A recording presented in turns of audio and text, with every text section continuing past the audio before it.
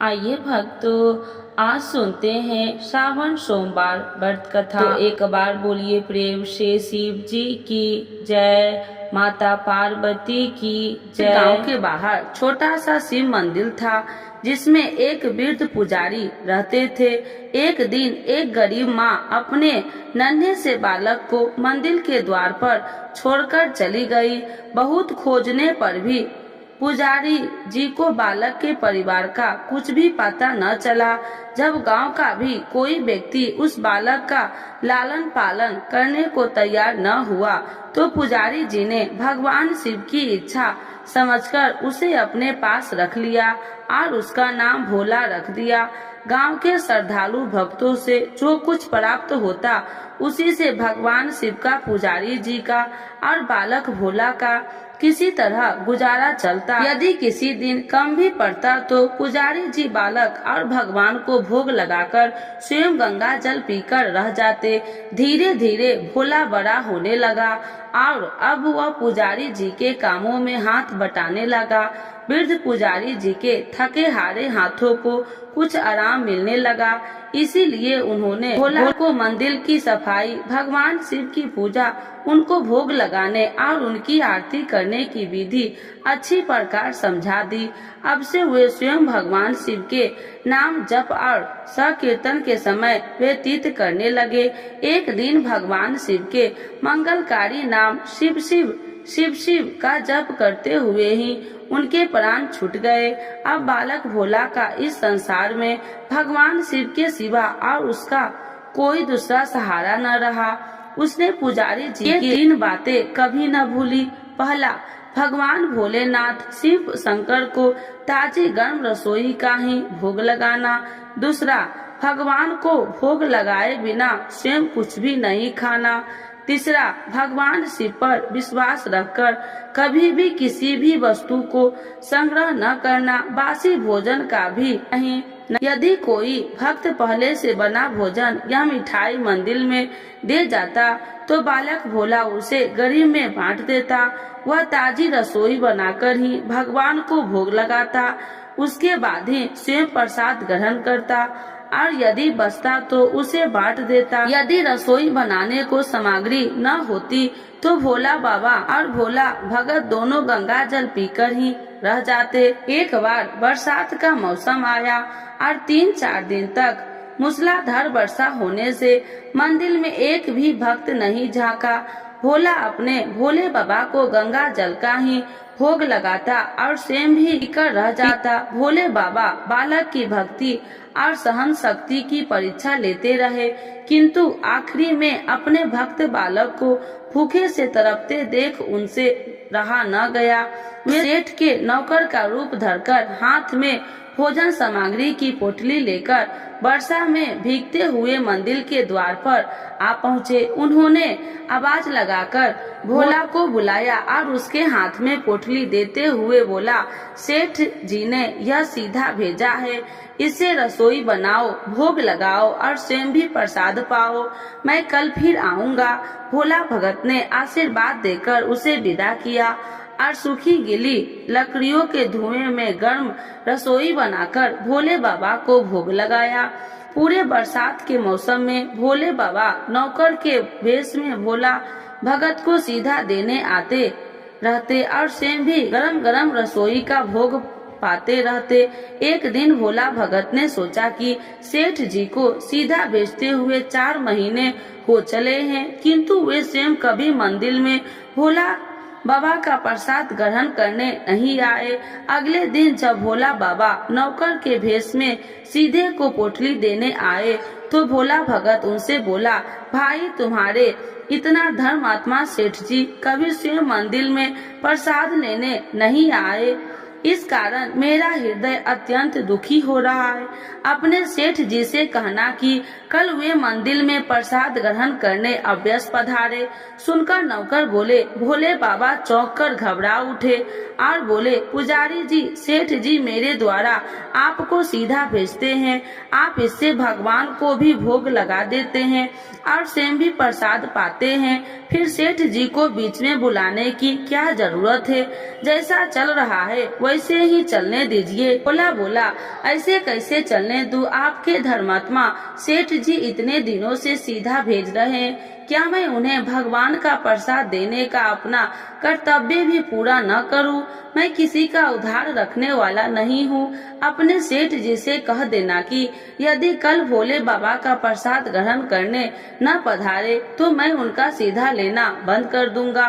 नौकर बने भोले बाबा तो अपने भोले भगत की अकड़ देखकर कांप उठे और यह सोचकर मन ही मन हंसे कि वाह, आज तो लेने वाला ही देने वाला पर होश दिखा रहा है। लेकिन सरल हृदय भक्त में मनोभाव पर रिझ कर वे बोले, ठीक है पुजारी जी, कल सेठ जी मंदिर में प्रसाद ग्रहण करने जरूर पधारेंगे।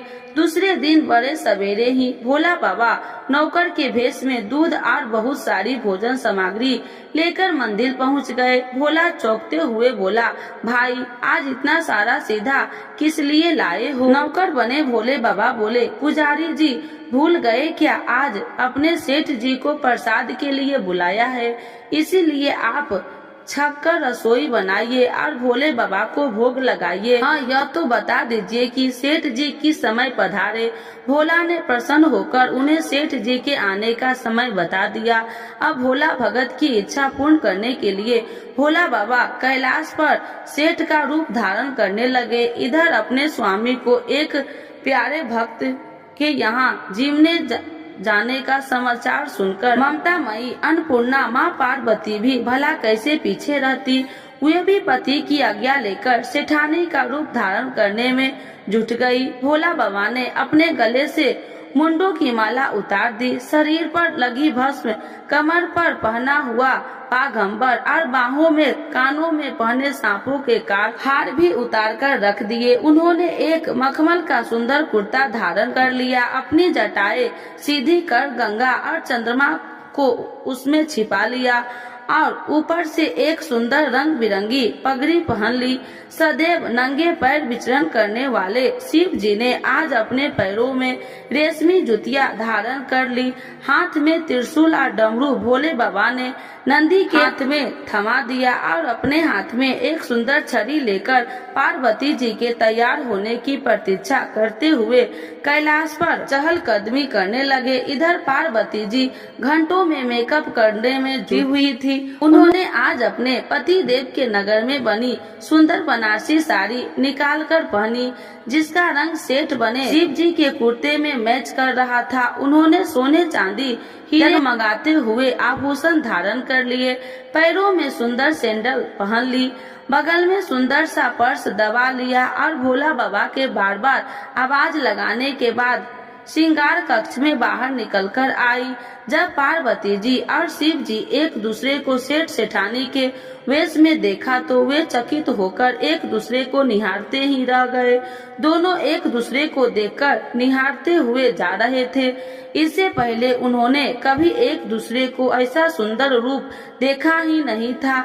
जब भगवान गौरी शंकर सेठानी सेठ का रूप धारण कर कैलाश से अपने भक्तों के यहाँ दावत उड़ाने चले तो गणेश, कार्तिकेय, नंदी, श्रृंगी, ऋषि मुनि देवता गण भी उन्हें देखकर ठग से रह गए। सेठ बने शिव जी अपने हाथ में ली हुई छड़ी को आधा से घुमाते हुए पृथ्वी पर टेकते हुए चल रहे थे और उनके पीछे पीछे बगल में पर्स दबाए अपनी सैंडल से टक टक और पायलों की छन छन की मधुर ध्वनि करती हुई माँ पार्वती सेठानी बनी ही चल रही थी। इधर भोला भगत आज सुबह से ही सेठानी के स्वागत में भांति भांति के पकवान बनाने में जुटा हुआ था।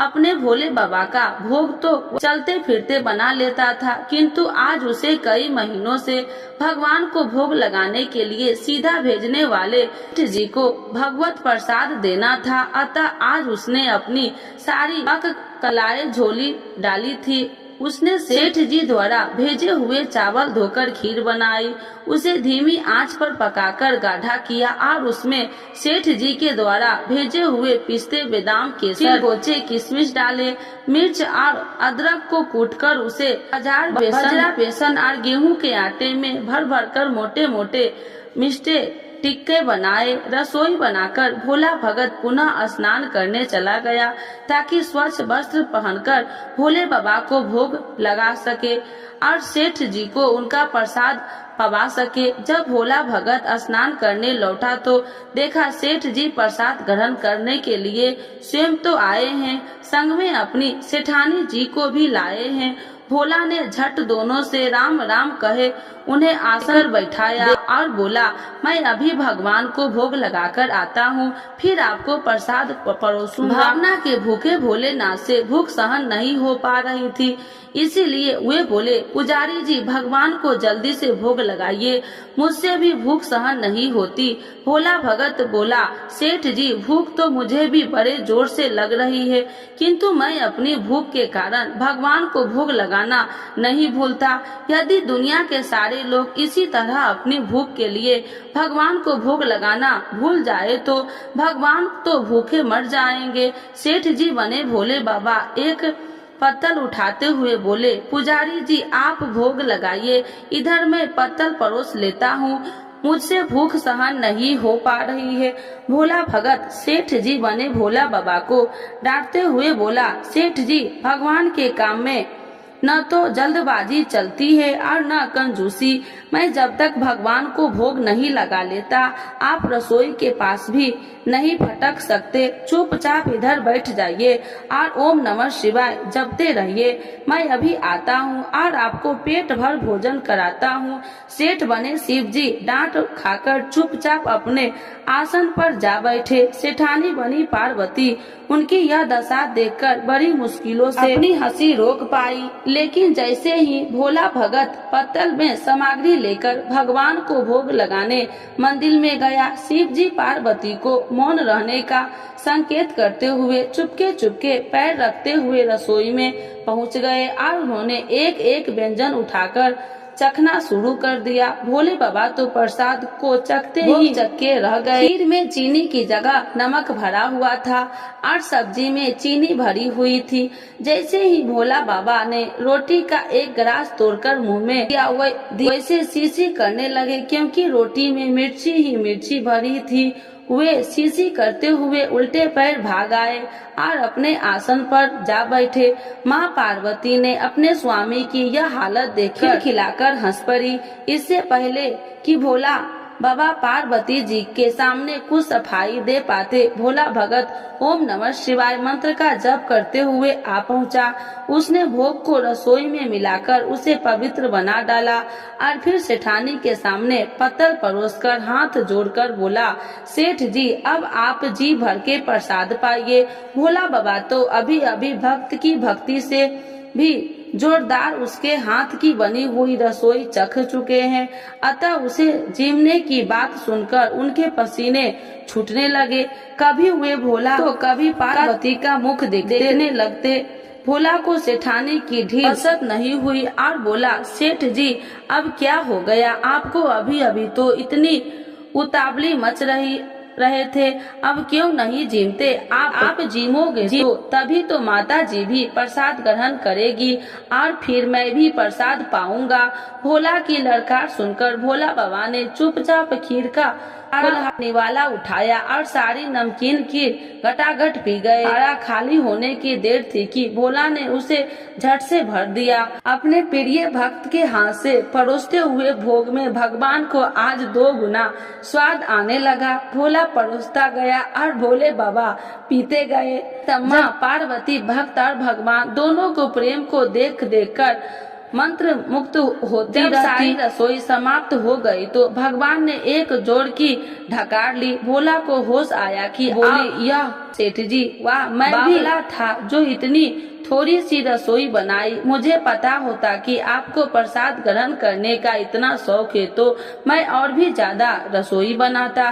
भोले बाबा अपने पेट पर हाथ फेरते हुए सेठानी बनी पार्वती जी की ओर मुस्कुराकर देखते हुए बोला, पुजारी जी मैं इतना रोज कहाँ खाता हूँ, किंतु आज प्रसाद इतना स्वादिष्ट बना था कि अपने बस ही नहीं रहा और खाता ही चला गया। किंतु तभी भोला भक्त ऐसा होकर बोला, सेठ जी वह तो अपने ठीक की किया, लेकिन माता जी तो भूखी रह गई। ममता मई पार्वती माँ से भोला का रुआसा मुंह देख नहीं गया। उन्होंने बची हुई खीर की 4 बूंदे अपने कंठ में टपका ली। भोले बाबा द्वारा भोग लगाने से प्रसाद में अद्भुत अलौकिक स्वाद भर गया था। इसी सुगंधित और मीठी खीर चखकर जगत जननी आकंत तृप्त हो गई और उनके तृप्त होने से ही सृष्टि की प्रत्येक प्राणी तृप्त हो गई। भोला भगत बोला, सेठ जी आपने और माता जी ने प्रसाद ग्रहण कर लिया, इससे मुझे अत्यंत संतोष हुआ। समझ लीजिए कि आप दोनों द्वारा प्रसाद ग्रहण करने से मेरा भी पेट भर गया। मेरी तो वैसे ही महीने में 4-4 एकादशी हो जाती है, किंतु मैं भी एक दाना ले ही लेता हूँ, जिससे कि भोला बाबा के प्रसाद का अनादर न हो। यह कहकर जैसे ही भोला ने खीर के एक पात्र में लगा चावल का दाना उठाकर अपने कंठ में डाला, उसके जन्म जन्मांतर की भूख प्यास मिट गई। समस्त वासनाओं और इच्छाओं की तृप्ति हो गई। जिसके ज्ञान के नेत्र खुल गए और उनसे देखा कि उनके सन्मुख त्रिलोकीनाथ भगवान शंकर और जगत जननी माँ पार्वती आशीर्वाद की मुद्रा में मुस्कुराते हुए खड़े हैं। भोला दौड़कर उनके चरणों में लौटता गया और उन्हीं में समाता गया। हर हर महादेव, जय माता जी। तो एक बार बोलिए प्रेम से शिव जी की जय, माता पार्वती की जय, गौरी पुत्र गणेश भगवान की जय। सावन सोमवार व्रत कथा। तो एक बार बोलिए प्रेम से शिव जी की जय, माता पार्वती की जय। अगर आपकी कोई मनोकामना पूरी नहीं हो रही है या फिर तमाम प्रयासों के बावजूद आपको करियर में सफलता नहीं मिल रही है या व्यक्तिगत जीवन में परेशानी चल रही है, तो परेशान न हो। इस बार सावन सोमवार का व्रत करें और व्रत कथा सुने। मान्यता है कि सावन सोमवार के दिन व्रत रखकर इस कथा का पाठ करने या सुनने से मनचाही मुरादें पूरी हो जाती है। कथा के अनुसार एक समय की बात है, एक साहूकार था जो भगवान शिव का अनन्य भक्त था। उसके पास धन्य धान्य की कोई कमी नहीं थी, लेकिन उसके कोई संतान नहीं थी। इसी कामना को लेकर वह रोज शिव जी के मंदिर जाकर दीपक जलाया करता था। उसके इस भक्ति भाव को देखकर एक दिन माता पार्वती ने शिव जी से कहा, हे प्रभु, यह साहूकार आपका अनन्य भक्त है, इसे संतान का कष्ट है, आपको इसकी मदद करनी चाहिए। पार्वती जी की इच्छा सुनकर भगवान शिव ने कहा कि हे पार्वती, इस संसार में हर प्राणी को उसके कर्मों का फल मिलता है और जिसके भाग्य में जो हो उसे भोगना ही पड़ता है। लेकिन पार्वती जी ने साहूकार की भक्ति का मान रखने के लिए उसकी मनोकामना पूर्ण करने की इच्छा जताई। माता पार्वती के आग्रह पर शिव जी ने साहूकार को पुत्र प्राप्ति का वरदान तो दिया, लेकिन साथ ही यह भी कहा कि उसके बालक की आयु केवल 12 वर्ष होगी। माता पार्वती और भगवान शिव की बातचीत को साहूकार सुन रहा था। उसे न तो इस बात की खुशी थी और न ही दुख। वह पहले की भांति शिव जी की पूजा करता रहा। कुछ समय के बाद साहूकार के घर एक पुत्र का जन्म हुआ। वह बालक 11 वर्ष का हुआ तो उसे पढ़ने के लिए काशी भेज दिया गया। साहूकार ने पुत्र के मामा को बुलाकर उसे बहुत सारा धन दिया और कहा कि तुम इस बालक को काशी विद्या प्राप्ति के लिए ले जाओ और मार्ग में यज्ञ कराना। जहाँ भी यज्ञ कराओ वहाँ ब्राह्मणों को भोजन कराते और दक्षिणा देते हुए जाना। दोनों मामा भतीजा इसी तरह यज्ञ कराते और ब्राह्मणों को दान दक्षिणा देते काशी की ओर चल पड़े। रात में एक नगर पड़ा जहाँ नगर के राजा की कन्या का विवाह था, लेकिन उस राजकुमार से उसका विवाह होने वाला था। वह एक आँख से कन्हा था। राजकुमार के पिता ने अपने पुत्र के कन्हा होने की बात को छुपाने के लिए एक चाल सोची। साहूकार के पुत्र को देखकर उसके मन में एक विचार आया। उसने सोचा क्यों न इस बालक को दुल्हा बनाकर राजकुमारी से विवाह करा दूं। विवाह के बाद इसको धन देकर विदा कर दूंगा और राजकुमारी को अपने घर जाऊंगा। लड़के को दूल्हे के वस्त्र पहनाकर राजकुमारी से विवाह कर दिया। लेकिन साहूकार का पुत्र ईमानदार था, उसे यह बात अन्याय संगत नहीं लगी। उसने अवसर पाकर राजकुमारी की चुनरी के पल्ले पर लिखा कि तुम्हारा विवाह तो मेरे साथ हुआ है, लेकिन जिस राजकुमार के संग तुम्हें भेजा जाएगा वह एक आंख से कन्हा है। मैं तो काशी पढ़ने जा रहा हूँ। जब राजकुमारी ने चुनरी पर लिखी बातें पढ़ी तो उसने अपने माता पिता को यह बात बताई। राजा ने अपनी पुत्री को विदा नहीं किया, जिससे बारात वापस चली गई। दूसरी ओर साहूकार का लड़का और उसका मामा काशी पहुँचे और वहाँ जाकर उन्होंने यज्ञ किया। जिस दिन लड़के की आयु 12 साल की हुई उसी दिन यज्ञ रखा गया। लड़के ने अपने मामा से कहा कि मेरी तबीयत कुछ ठीक नहीं है। मामा ने कहा तू अंदर जाकर सो जाओ। शिव जी के वरदान अनुसार कुछ ही देर में उस लड़के के प्राण निकल गए। मृत भांजे को देख उसके मामा ने विलाप शुरू किया। संयोगवश उसी समय शिव जी और माता पार्वती उधर से जा रहे थे। पार्वती भगवान से कहा स्वामी, मुझे इसके रोने के स्वर सहन नहीं हो रहा, आप इस व्यक्ति के कष्ट को अवश्य दूर करें। जब शिव जी मृत बालक के समीप गए तो वह बोले कि यह उसी साहूकार का पुत्र है जिसे मैंने 12 वर्ष की आयु का वरदान दिया था।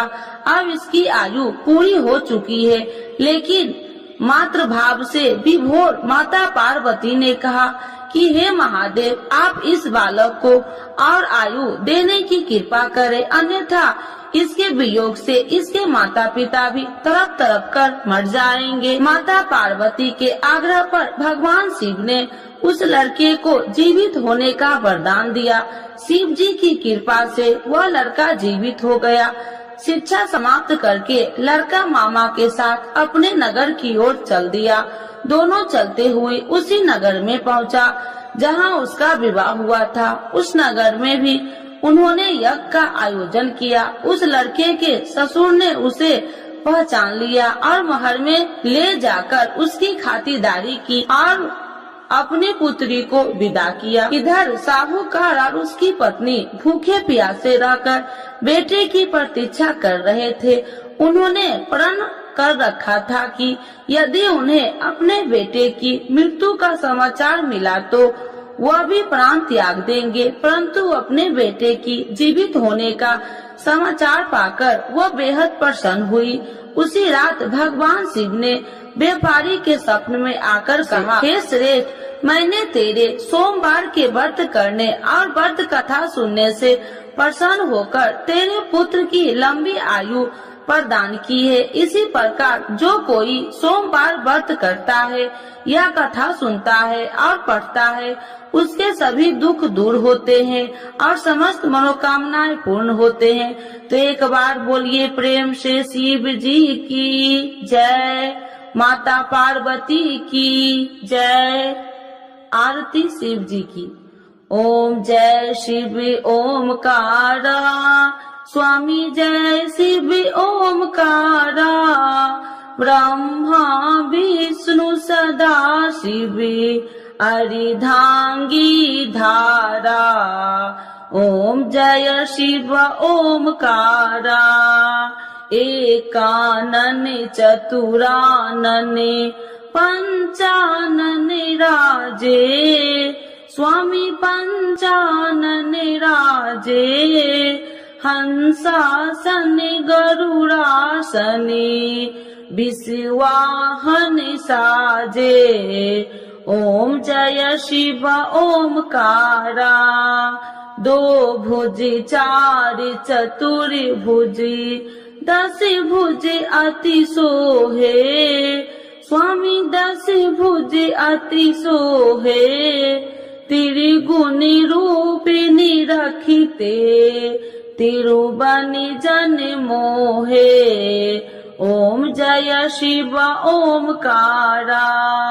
अच्छी माला बनी माला मुंडी माला धारी, स्वामी मुंडी माला धारी।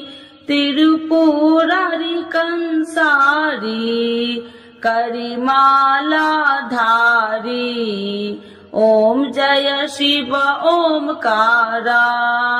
श्वेतांबर पीतांबर बाघांबर अंगे, स्वामी बाघांबर अंगे।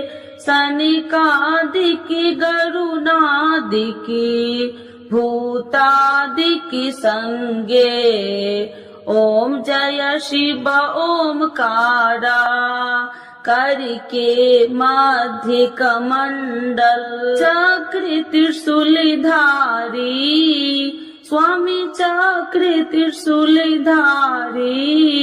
सुखकारी दुखिहारी जगे पालनकारी। ओम जय शिव ओमकारा। ब्रह्मा विष्णु सदा शिवी जानती अविवेका, स्वामी जानती अविवेका। मधु कैटभि दो मारे, सूर्य भयहीन करे। ओम जय शिव ओमकारा। लक्ष्मी व सावित्री पार्वती संगा, स्वामी पार्वती संगा। पार्वती अर्धंगी शिव लहरी गंगा। ओम जय शिव ओमकारा। पार्वती सोहे पार्वती शंकर कैलासा, स्वामी शंकर कैलासा। भांगे धतूर का भोजन भस्मी में बसा। ओम जय शिव ओमकारा। जटा में गंगा बहती है, गले मुंडन माला, स्वामी गले मुंडन माला। शेष नाग लिपटावती ओढ़त मृग छाला। ओम जय शिव ओमकारा। काशी में विराजे विश्वनाथी नंदी ब्रह्मचारी, स्वामी नंदी ब्रह्मचारी। नित्य उठी दर्शन पावती महिमा अति भारी। ओम जय शिव ओमकारा। त्रिगुण स्वामी जी की आरती जो कोई नर गावे, स्वामी जो कोई नर गावे। कहत शिवानंद स्वामी मन वांछित फल पावे। ओम जय शिव ओमकारा। प्रभु हर शिव ओमकारा। शिव जी की जय, माता पार्वती की जय।